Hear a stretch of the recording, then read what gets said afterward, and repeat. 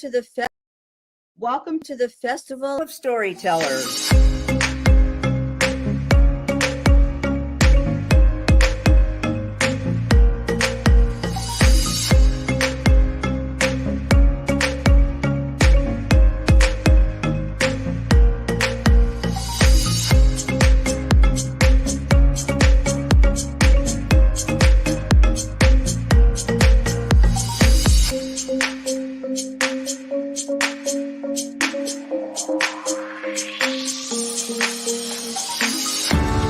I can't tell you how excited I am to be on right now.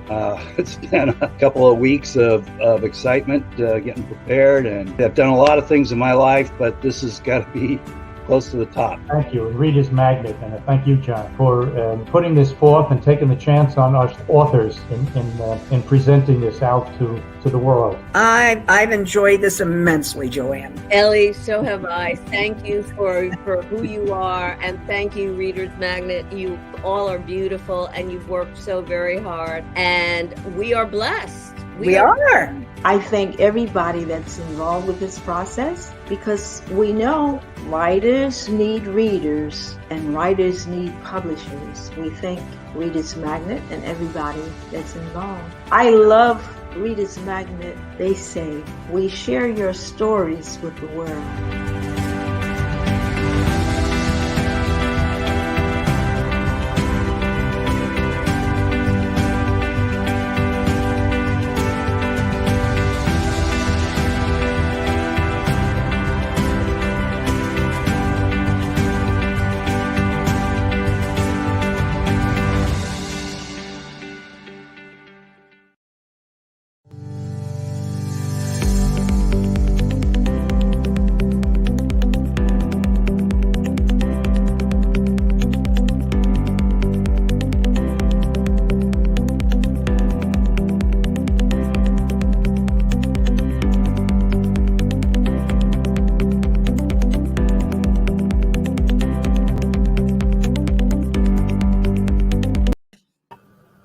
Hello, fairgoers, hello, storytellers, and hello, world. Welcome to the Festival of Storytellers Season 2, a 14-day fun-filled event that will show you exactly how everyone has a story to tell. We are streaming live via our Reader's Magnet Facebook page and Reader's Magnet YouTube channel. Please don't forget to visit www.thefestivalofstorytellers.com. My name is Frank, and I'm your moderator for this session. All right. Today's featured author is the author of the book Patchwork: Conversation Between Generations. She holds a master's degree in communications arts from New York Institute of Technology and is a graduate of the Long Ride Writers Group. She's also a registered professional nurse and works as an educator in the healthcare industry, focusing on staff education. She has completed a doctorate in divinity, which enhances her inspirational script writing abilities. She also is currently directing a stage play, and we'll definitely talk more about it. Give it up for Carol Wilson-Mack. Hello, Carol. Hello. Thank you for that introduction. Thank you very much. For those who are watching us live, this is actually Carol's second time with the Festival of Storytellers, right, Carol? That's right. She was one of our featured authors back season 1. Now, Carol, for those who has not seen, the first season, I'm giving you the floor, right? Please, let us know who Carol Wilson-Mack is. Give us a little bit more about yourself. Well, I love writing, and I think that I started writing from elementary school. I know that's hard to believe. I don't even believe it, but when I reflect, I remember how the school needed programs for each of the holidays that came. So Carol was the one who wrote the script. So I started actually very early in my life, not knowing that it would evolve to this, but I'm very happy to still be doing those kinds of things, because later I came to write scripts for a New York, New Jersey, Baldwin, those places in New York City.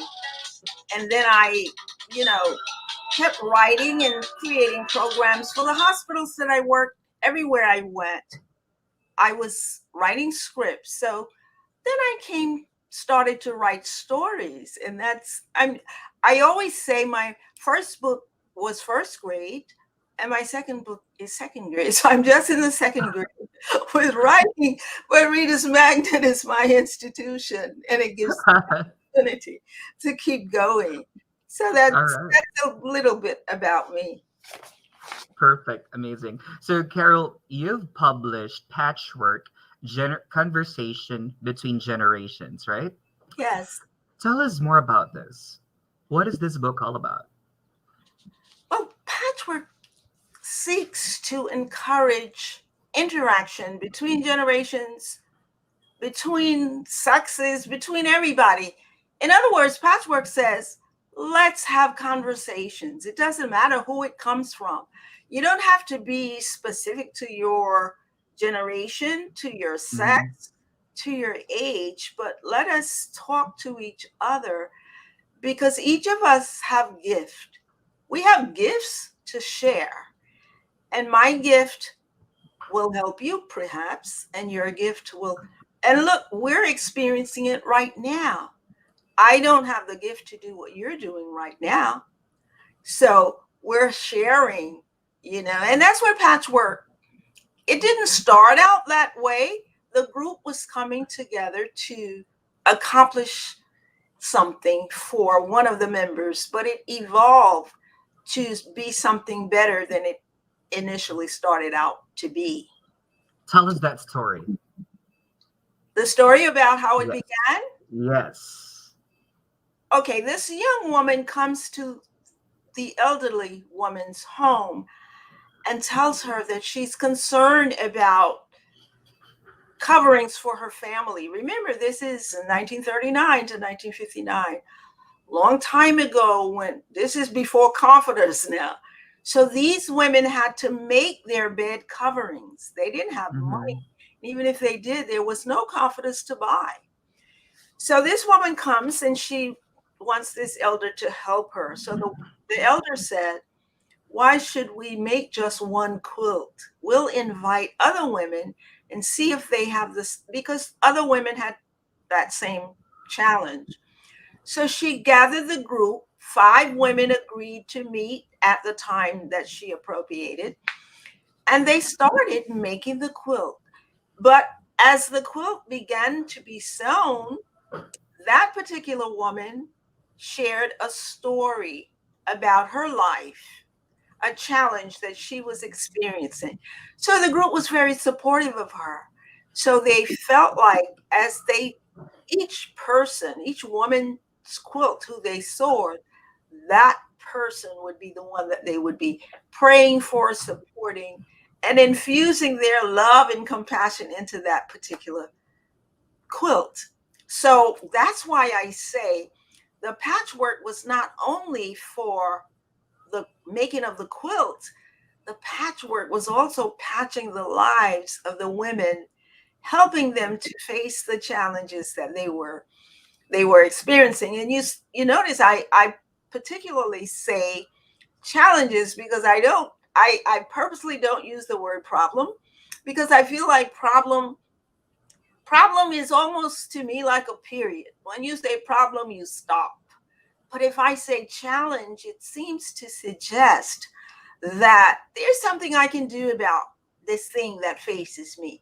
And when I come with a group, I don't have to worry, because they are there to help me, to support, to pray for me. And they tell me that every time the group meets. So the women feel very supported, very loved, and they feel safe to say whatever they can say, because the other women are not going to be judgmental, because they're in a conversation. And what is the whole point of a conversation? You want to hear the other person. Exactly. You want to understand. That's right. And Right. share. So this activity, right? This quilting activity has then become a support group of women Exactly. Yeah, that's coming from different generations. that's right. And each of the women are facing different kinds of challenges. You know, there's a very diverse group of stories, even. One woman's story focused a lot on love because she loved someone who was in the military. And, you know, that's hard when your loved one is away and you never know what will happen. Mhm. One woman, her challenge was she had a granddaughter who was the family had voted this granddaughter to be the first to go to college. Can you imagine? And now this granddaughter is very interested in listening to the radio. She's not thinking much about school. So the family is very disappointed. What will happen to this family if this granddaughter Right. doesn't attend school? You know, she's running to the radio, listening to a man sing a song. But and they are contributing money to her books because remember, these people are poor. They have very little. So now they're very concerned. This family will never be raised out of the poverty because this young person is, you know, and these are valid concerns by these family Mhm. members. And one of the other women, she has a problem with jealousy. She's so jealous until it's just the women is trying to help her through that. It's just different kinds of challenges that they're sharing with each other. And when they started, they didn't go there to say, you know what, I'm going to talk about my life. They went there to make the quilt. The quilt. In Yes. that's right. In making the quilt, you know, women talk a lot and they like to share stories and they like to talk about relationships. I guess men do. I think men probably talk about women. You know, relationships is probably a topic that people just love to talk about. And I Human being, human being by nature, we are social, right? yeah, Regardless if whom we are with, we always love to talk and share, especially if you find something common, yeah, right? So with you know with the group that you have, it's quilting, right? And it was a good avenue because probably, you know, the ladies, the women felt that this is a safe venue for them to share their stories, and probably people can also help them. It's not easy to share, you know, something that's you're not really comfortable sharing, that's right? right. And their some of their stories was very sensitive. I you know, when I think about patchwork, and I say patchwork one because I'm working on patchwork two, because Oh, two of the characters from patchwork one, you know, they're the only surviving characters, and they want to keep the patchwork organization going, and they have to travel from Carolina to, I think they're traveling to Connecticut. You know, the writer doesn't always know where these characters want to go, and you don't always know what they want to do. They kind of yes. dictate to you what they want to do. So they're traveling, and the two women, of course, the older woman is the mother figure for the younger woman. So she missed a lot of time with her.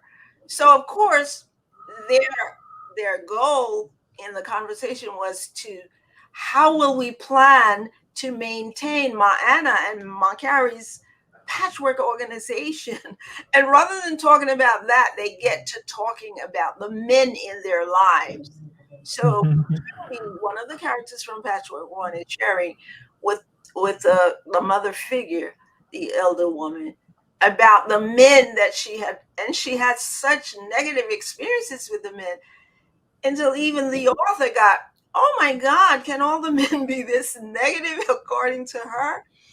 So we get into that kind of thing as they travel. But when they get to wherever they're going, they then set up this patchwork organization. Although they're not making quilts, I think they're in a reading room, and they're going to be exploring stories. You know, they're going to look at the stories that Reader's Magnet share with the world.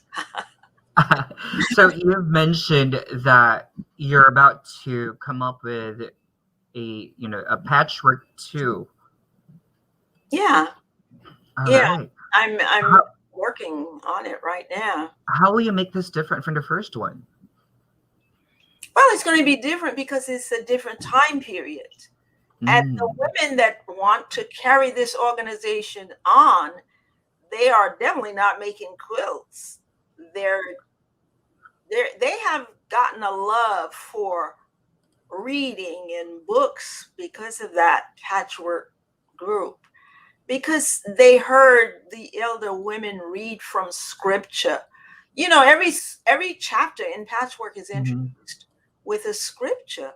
So they learned that Ma Anna and Ma Carrie was very spiritual women. They read Bible, they read other books, and they shared with the younger women. So those women learned to read and to appreciate books.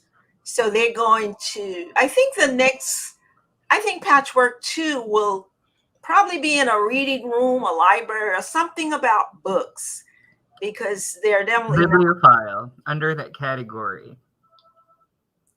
The love of books. the love of books. Yeah. Yes. All right. Yeah. I love books so much. You know what? If I didn't have to sleep, I think I would read nonstop, because I love books. I like to be taken on that journey wherever the author and the characters are going. I say the author, but it's always the characters, I believe, because I know for me, when I created the characters for Patchwork, I had no idea where the story was going. But once I created the characters and gave them personalities, I even gave them birthdays. And we talked about their signs and the colors that they enjoyed most. And once I put those characters together, they just took on a life, and they were introducing me. Well, this is what I want to do, and this is where I want to go. So I said, okay, fine. Carol, where do you get all these inspiration? There's so much. Well, those grandmothers in Patchwork, they were really my grandmothers. So I spent a lot of time with them. I see, okay. Yes, I was a child when they were quilting. I was on the floor picking up needles and threading needles and hearing a lot of the stories, and probably understanding a little bit of what they were talking about. And that's probably why it always stayed in my mind. Mm-hmm. Are some of the stories based on, what you heard during their talks? Absolutely, yes. Okay. Yes, right. So, a lot of them. What is the most interesting story, that you believe that you have included in Patchwork? The most interesting story, yes, that's included. You know what? It all depends on what you mean when you say interest. The most interest. Well, I think, although it's very sad, the core story is very sad, I have to say the core story, because Mary, the first character who went to the Ma Anna's house to start the Patchwork organization, she's actually the key to it being started. So I have to use her story. Her guy, the man that she loved, is in the army, and he's away, and she wants to be with him, but he's away, and he comes home, and he dies. He gets killed, and she slumps into a deep depression. She disconnects from the group, and the group have no way of knowing where she is or what she is. And they're concerned about her. she didn't have the strength to keep coming to the group. So that's one of the main, I say it's interesting because it takes you in different directions. There's depression, there's sadness, there's death. And then Yes. she reconnects later, but she goes away from the story for a long period of time. And I, the writer, I didn't know where she was, but someone asked me, well, where did she go? I was like, I don't know where she went. She didn't tell me. But anyway, she did come back. And that's what you experience when you write. But that's one of the core stories of it's sad. It has many feelings, many emotions is expressed in that particular story. Aside from these, emotions, so what would your readers expect by the time that they are going to read Patchwork? Well, I hope that they expect to be inspired. I hope they expect to get something. I hope they will think, yes, women can get along with each other. Even if we disagree with each other, Mhm. we will be respectful to each other. Respect is such a little word, but it means so much to each of us. We want True. to be respected. I True. mean, sometimes we might use each other, but we don't want to misuse each other. Right? Sometimes Exactly. you don't want to misuse. So I hope they say these women truly did love each other. They supported each other, and they did what they could for each other. I think that's a great thing to be supported, loved, and prayed for by. One of the best things you could do for somebody is to pray for them. Amen. Amen. You know what I like about Patchwork is that it doesn't only give your readers different stories coming from different people, coming from different walks of lives, right? But it's more of an activity which was supposed to be quilting, but then it transformed into becoming a social organization, a support group of women, Yeah, right? Because you cannot, I know you'd agree with me, it's not easy to share something personal because you might be judged by other people, that's right. right? This is the deeper meaning of this book. This isn't just about different stories, right? But it's the support of the different characters in the story. It's the respect that they've shown each other that makes this um a community, of women willing to support each other. That's right. And that's a good thing. And it's a hard thing for some women, but it can be done and it should be done. I reflect on that quote that this young person shared with me. He says, I want to be what did he say? A promoter. I want to be a promoter of compassion, of love and compassion. That is it. I love that quote. And I just heard it 2 days ago, and that was from a different generation.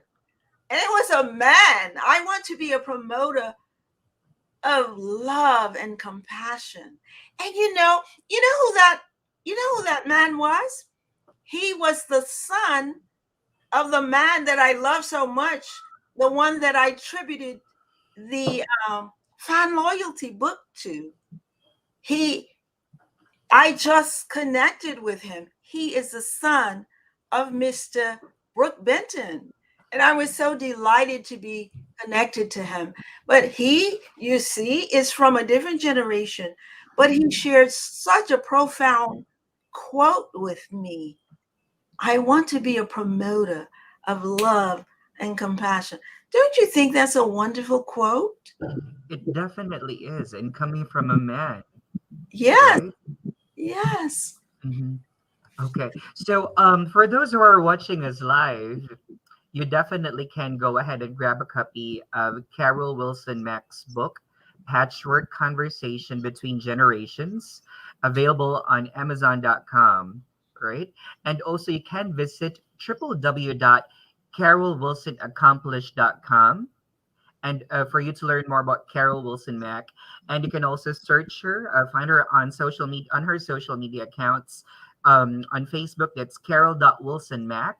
And on Twitter, it's Carol Loves Casey. Ah, Carol loves Casey. Thank you for that. Thank you for that. All right. So, Carol, you've mentioned about fan loyalty. That's another book you've published. Yes. Can you tell us more about it? It's actually about the importance of words. I promote the idea that the words that we choose to use in our lives, you see how I say I choose not to say problem. I want to say challenge.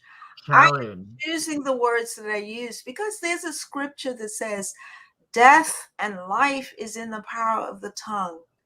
And I so believe that. And my example of that is fan loyalty, because I was very young when I heard this man sing, and I said, I'm going to meet him. And my dad was the strictest father that you could ever have. And I don't know what gave me the courage to even say that. But fan loyalty shares the journey of how I came to meet him. And it's really strange how it happened, but it happened. And I say it happened because I said it. That's why I choose positive words, because I don't want to bring any negativity into my life, or I don't want to cause negativity in the lives of anybody else. So that's why words are so important. That's what fan loyalty is about. It captures that journey. And it's a long one. And, you know, people tease me and thought it would never happen. But when it happened, some of them actually came to my first book signing. Some of them from the job that I used to work, they used to tease me.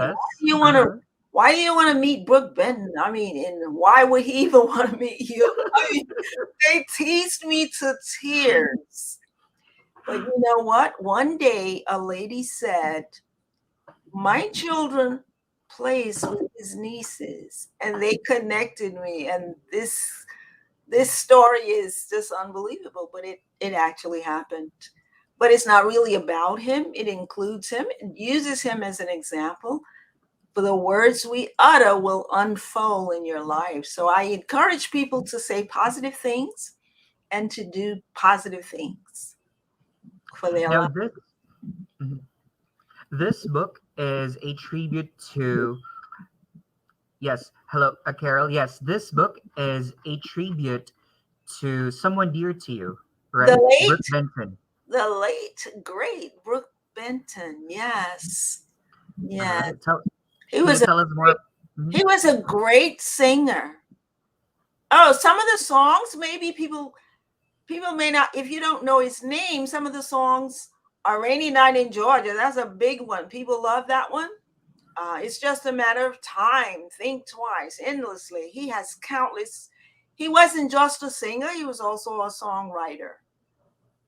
He had lots of songs, and he's been dead for a long time, but we're still listening to his music. Beautiful, beautiful songs. What character do you think, Brooke Benton, you love so much that inspired you to dedicate this to him? What character? Does he have? His love. He had to love the world and love the people of the world, because every one of his songs is singing about love. It's just a matter of time. The same one, all beautiful. And you know what? He sang in every genre.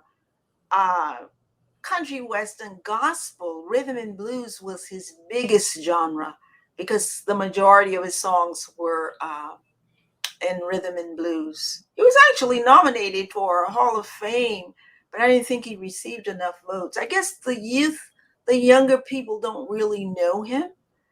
But I'm getting a lot of people introduced to Brooke Benton. They didn't know about him because there's so many singers in the world.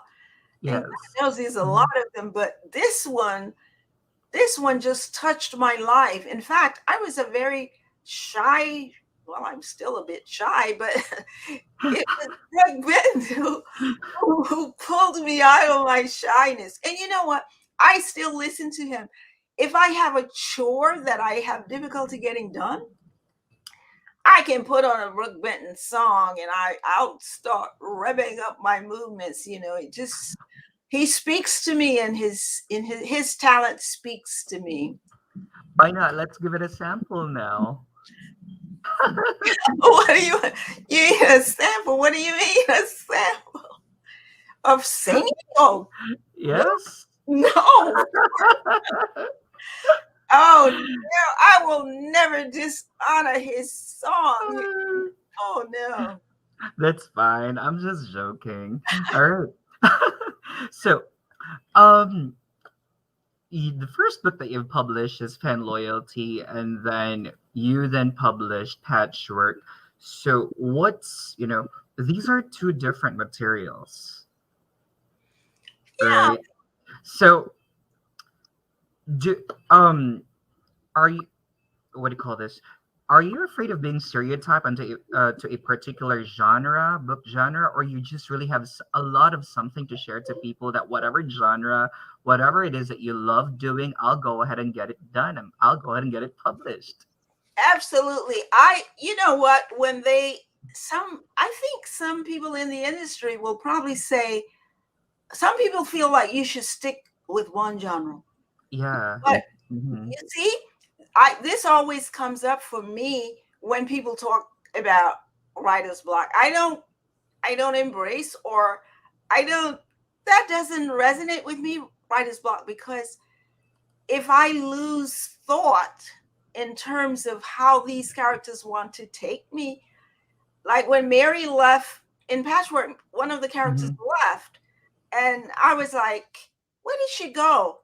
Okay, let her go. I'll go choose another topic. So I created another topic, but I never stopped writing. So I don't feel that I get blocked. Maybe I'm the first one that's trying to learn how to write. Maybe I'm the first one who's never had writer's block.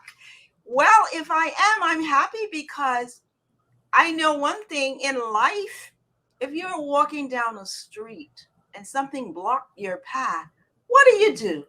You step over it, you walk around it, or you do something. You don't just stand there and say, oh, I'm blocked. I feel the Exactly. same way about writing. So Mary left the story. I stopped on that story, but I went to another genre. And now I'm writing a mystery, because when Mary left Patchwork 1 and I had to put it down for a while, I went and I started something else. So I have 4 pieces going. One is a mystery. One is a collection of baseball stories. I'm a crazy baseball fan. Okay. So I have a collection of baseball stories. Patchwork 2. And I'm doing, when Mary and Trudy was talking so negatively about the men, I met this wonderful gentleman, and I said, this man certainly can't be the kind of man that Mary and Trudy were talking about. So then I started writing love stories, Shy Girl, Reflections on Love. So I have 4 pieces going. All right. So, ladies and gentlemen, here you go. Carol Wilson-Mack, a perfect sample that you should not box yourself, right, in one category. There's so much that you can't even think that you can actually do, right? If you're good in sports, it doesn't mean you're not good in the theater and arts. That's right. Right. Exactly. There's always something to write about. So what does writers do? How do you be a writer? You write. There's only one thing to do to be a writer. Write. But you got to know what you're writing about. You got to have something to say and know who you want to say it to. I love it. You have got something to say and know who you want to say it to. Yeah. Now, question. Who do you think should grab a copy of Patchwork? I think everybody should grab it. But I know women will.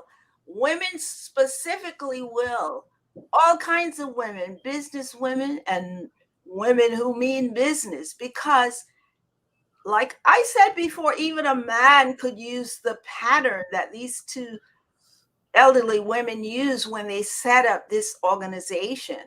So it's an example of how things should run. She made the rules. Ma Anna, when she opened that organization, she said, God is our leader. She let them know that it was going to be spiritually based, and she did not tolerate too much. She allowed a little gossiping, because one of the characters was a little gossipy, and even their name would suggest, like one of the characters, her name is Sappy, and I chose that name because I thought of syrup.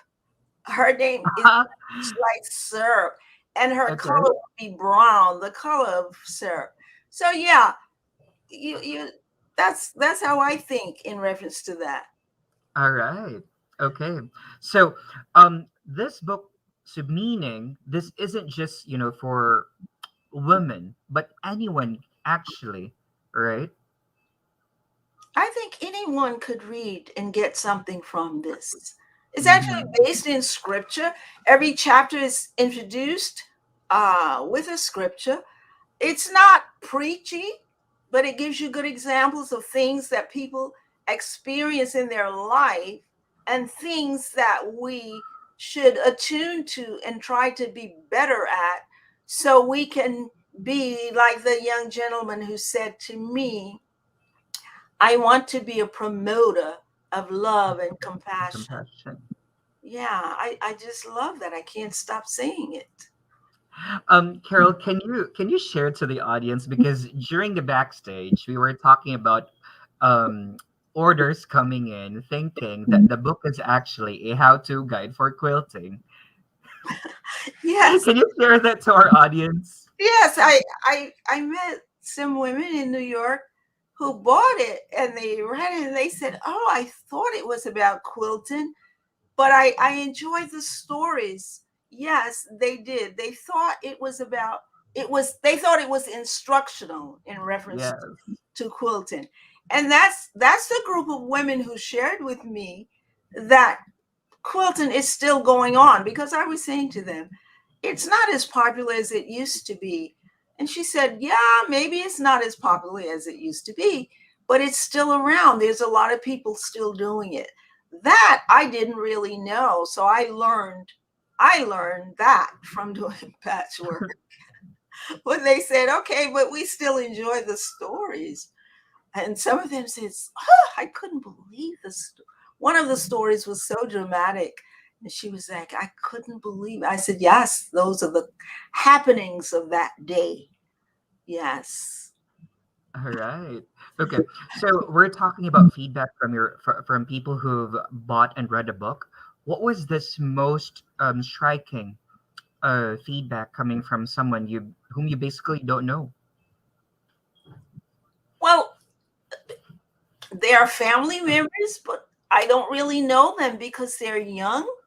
Mm-hmm. But one of the family members said, I said, you said people I don't know. They're in the family, but you don't always know all of your family. Mm-hmm. One of the family members wanted to prepare a Zoom, and I met some that I had not met prior. And one of the young people in the family said her mom was raised by Grandma Anna, and her mom spoke a lot about Grandma Anna, but she never got to meet her. She felt like after reading Patchwork, she was introduced, or she learned more about her great grandma. So a lot of that basically from family. A lot of people that was not family just shared that they enjoyed the stories. And some of them said, isn't it something that we're still going through these kinds of things? Especially one of the stories is, it touches on racism. And she was saying, isn't it unfortunate that we're still going through these kinds of things today? I said, yes, it is unfortunate, but it's a part of our lives. So we go through it, but we try to live with love and compassion. I'm going to always be saying that now.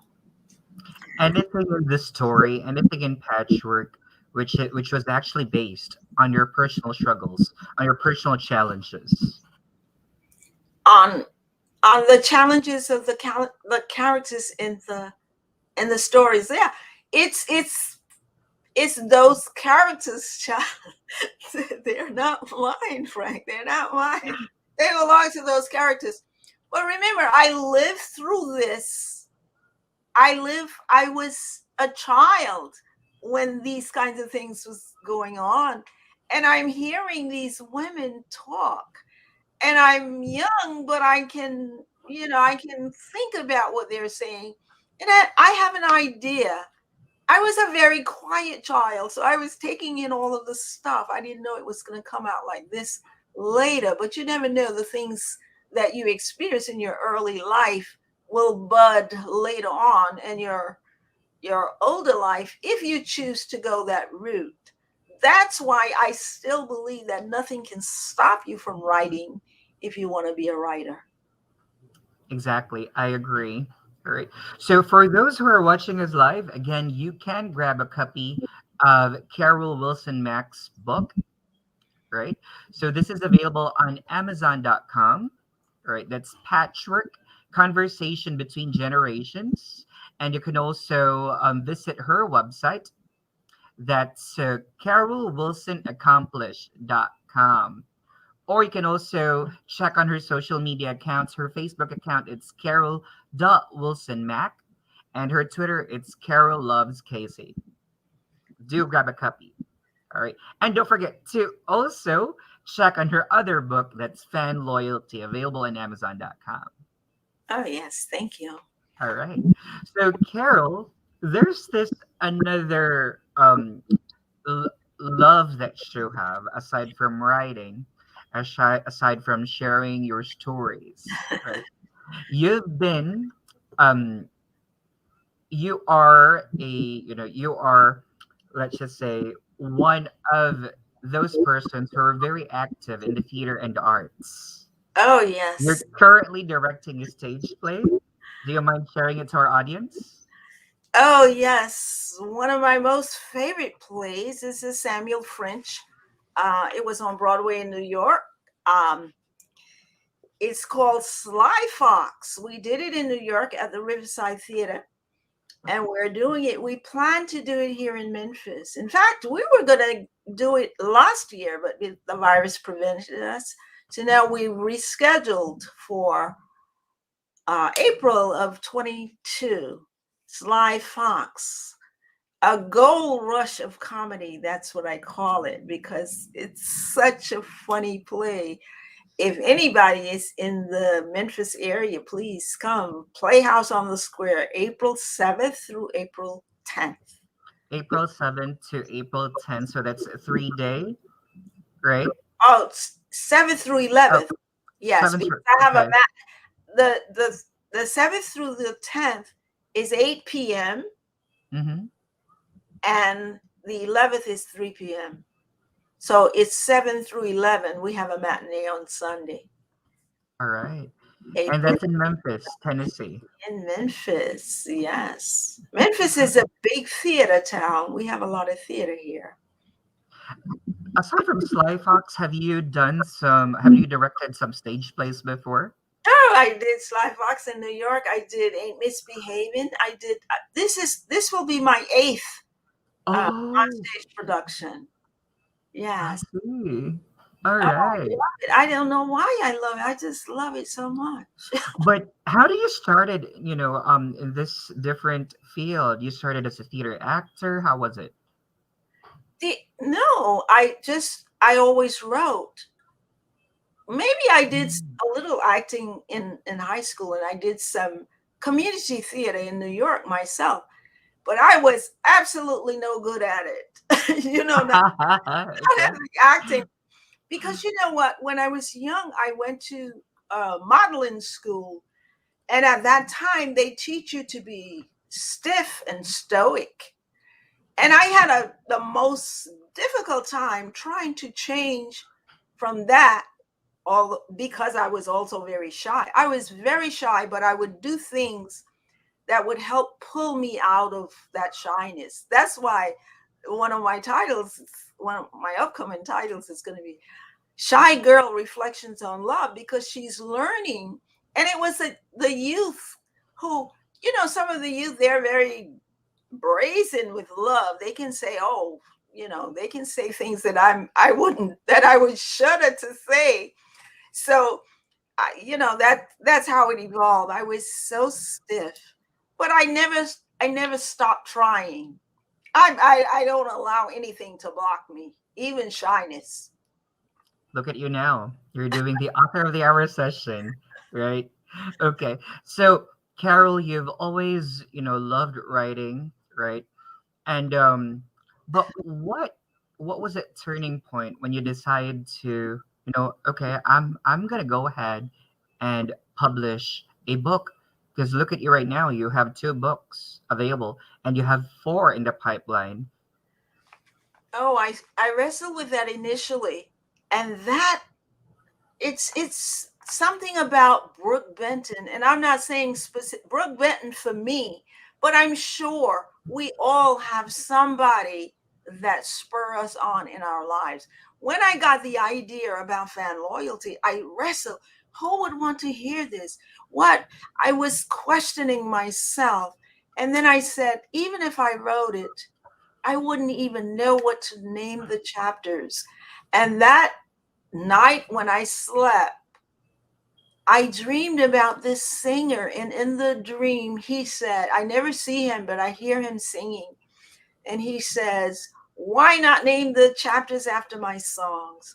And when I woke up, I felt like, oh, that means I should write it. So that's exactly what I did. And I just put the songs, I guess, became my characters for fan loyalty. And then I just told the story. Fan loyalty was very easy because it was something that I had actually lived. So all I needed to do was put it down on paper, but to form it after the songs that I had chose, because he had so many, but I chose the ones that I that fit the story that I wanted to tell. And one of the chapters in fan loyalty, one of his songs is called Fools Rush In, and it tells a story. Fools Rush In. It tells a story. Okay. Where I think I know that song. I finally get to the Apollo Theater, and the crowds is crushing me all around me. And this big security guard, he stands right in front. I'm next in line to go in. I've waited years to see this man. I'm next in line to go in, and he tells me there's no more room. So I said, there's room for me. And he said there's no room for anybody. And I was like, there's room for me because I'm coming to see Brooke Benton. So, he crossed his arms and spread his legs. When he spread his legs, I ducked down. I ran right between those legs. And I ran. You really are a Brooke Benton fan, yeah. And I got in and I sat through. Can you imagine waiting years to see somebody and to get that close? Yes. Somebody tell you, and I'm sure he said, this is just another groupie, but I was very small. I was like maybe 97 pounds. So he felt like he created a human barricade to keep me out, but it didn't work. And as shy as I was, yes, Brooke Benton, I was not shy. As a fan of Brooke Benton, do you have any, a Brooke Benton memorabilia there that you kept? Oh yeah, I have lots of pictures and even in what was it, August of this year, I actually was in Carolina. And I went to his grave. And that's what connected me with his son, because I posted it on the Facebook Brooke Benton fan page. I went to his grave because I have some friends that's overseas who always wanted to go. And I said, when I go to Carolina again, I'll make sure I go and I'll post. And I did. And they were so appreciative that all of the Brooke Benton fans on the Brooke Benton Facebook page. All right. So to those who are Brooke Benton fans, we have an avid fan here Yes. who broke into the human barricade. I don't know where that human barricade is, but he he had never met the likes of me. He was the block. See, that's just like writer's block. You don't allow anything to block you. If you want to write, write. You know, Maya Angelou, when I had a professor, he was a writer and he was in communication and connection with Maya Angelou. And she would write him notes, and he shared with me the notes that she used to write him. On the end of every note, she would close with "Write on." WRITEON. Write on. And that's what I say to people who think they are blocked. You will block if you allow yourself to stop. But if you really want to write, you keep writing. Mm-hmm. It don't have to be the same topic every day. And it's okay to visit other genres. Some people believe if you spread yourself too thin, you won't be good in any genre. You don't know if you're good in any genre anyway. It all depends on the people who read what you write, whether you're good or bad or whatever. You know, we don't criticize each other. I don't criticize. I just read and love it. I'm like, what is this author saying to me? I'm so grateful that they took the time to write this. And here I get an opportunity to read it. Even if I don't meet them, I still feel like I know them because I'm reading what they've written. And I know they spend time because I know how much time I spent just getting one page done. But that's okay because I'm loving and I'm being compassionate and I'm sharing. I just love it. That's the magic of books. Yes, that is the magic of books. Now, I need you to show to us your patchwork and fan loyalty book covers, book samples that you have prepared. Let's start with patchwork. Okay, there you go. There it is. All right. That's patchwork. So everyone, that's the book, Patchwork. Okay. And this is that's fan loyalty. Fan loyalty. All right. So, Carol, can you tell us, the creation, right? The meaning of the book cover for Patchwork. Who decided to do it that way? Patchwork. I was in communication a lot with my officer relations person. They're so wonderful. The people at Reader's Magnet, they communicate with you so much. They share with you. And I love what Rice always say to me, you approve, we move. So they share with you every step of the way that they're doing. So when they share the cover, their ideas for what the cover should be, they share with you each step of the way. And finally, when we get to what I think is something that captures the story, then I'll say yes, and they'll say, okay, you approve, we move. We move. Yes. I love it. They have some very nice, catchy little things that they say. I want to be able to create things like that for me, for myself. So I'm gonna follow Reader's Magnet lead with those catchy little phrases. I just love We Share Your Stories with the World because that one is, I think about that one a lot. And I guess you know that because I'm always saying it. And that has always been, our goal, to make sure that every author that we work with, we get to spread their message to everyone who needs it. And you too. We share your stories with the world. Yeah. Okay. How about for fan loyalty? So what was the, how did you come up with a book title, with a book cover? Because it's kind of different. I'm not sure, but the color is kind of dark. Yeah, and I'm so glad you said that, because you know what? I had no idea about how, and I wasn't in touch. I was in touch with one of the families of the man that I was talking about. I know I'm a fan. I'm a loyal fan for sure. That came very easy, fan loyalty. But I have a young artist in my family who sketches. So he actually sketched this. It's dark because he have a mic and a figure supposed to be singing, and those are the fans reaching up to the singer. But I'm actually revising the cover, and Oh, okay. I have an actual picture of the Brooke Benton now. So I'm revising it, and it just happened a few days ago, and I'm so excited about it. The wording will be exactly the same, but the cover will be revised. All right. And I'm gonna just do it again to lighten Okay. the. And he did that lettering, and that lettering is hard for some people to read.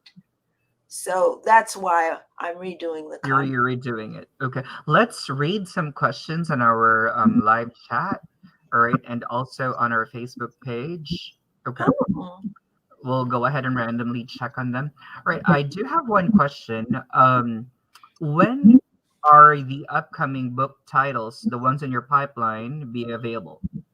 Oh, now that's a good question. I think Patchwork 2 will probably be available. Let's see, probably January of 22. I think Patchwork 2 will be ready by then. January All right. 2. So can you share to us again what these other titles we have? Patchwork 2.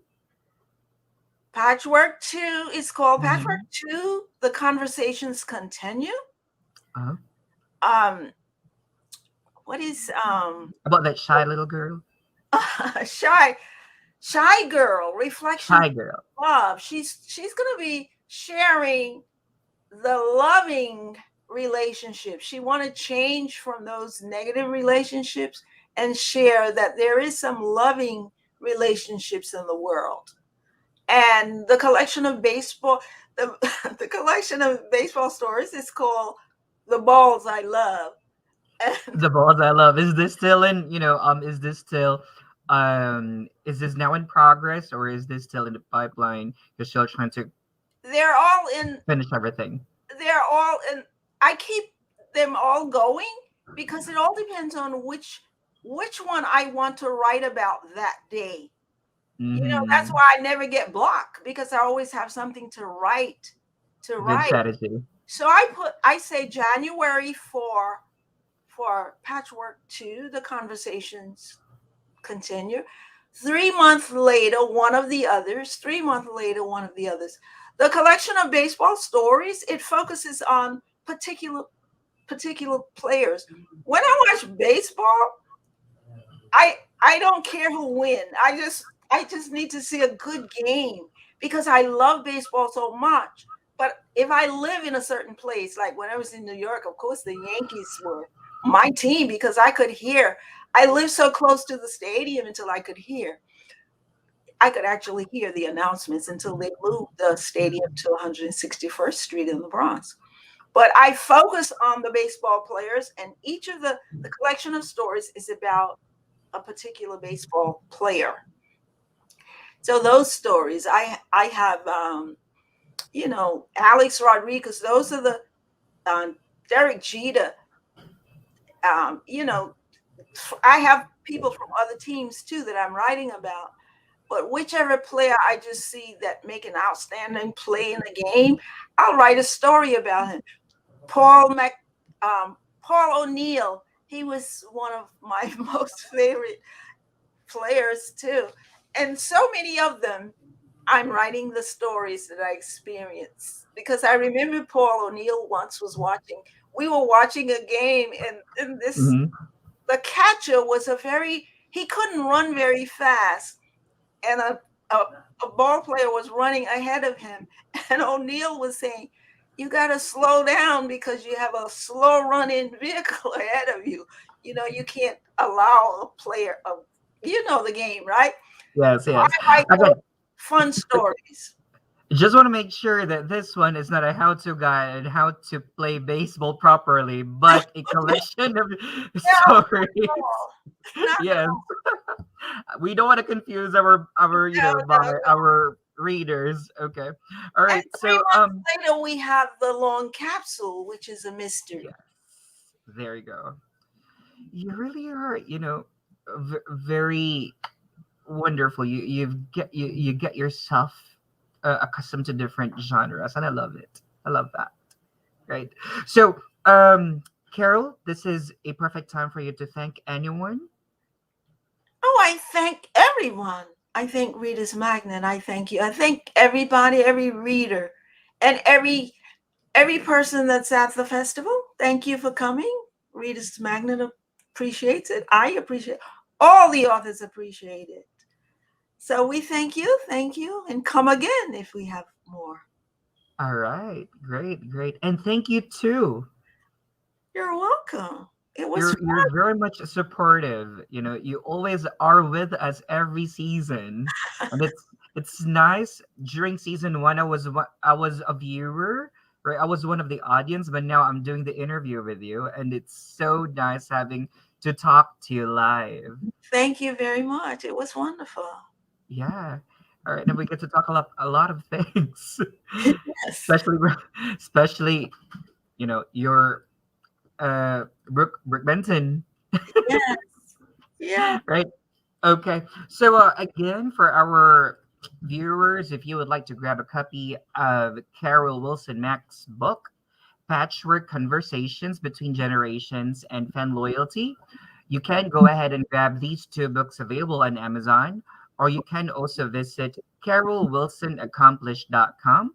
All right. And also, check Carol Wilson-Mack's social media accounts. Facebook, that's carol.wilsonmack, and her Twitter, that's Carol Loves Casey. Thank you. Carol, thank you so much. It has been a pleasure. I really appreciate your time, and I'm looking forward to seeing you this coming season 3. Thank you. Yeah. All right. All right. With Reader's Magnet, we share your stories with the world. Have a great day, everyone. Bye-bye.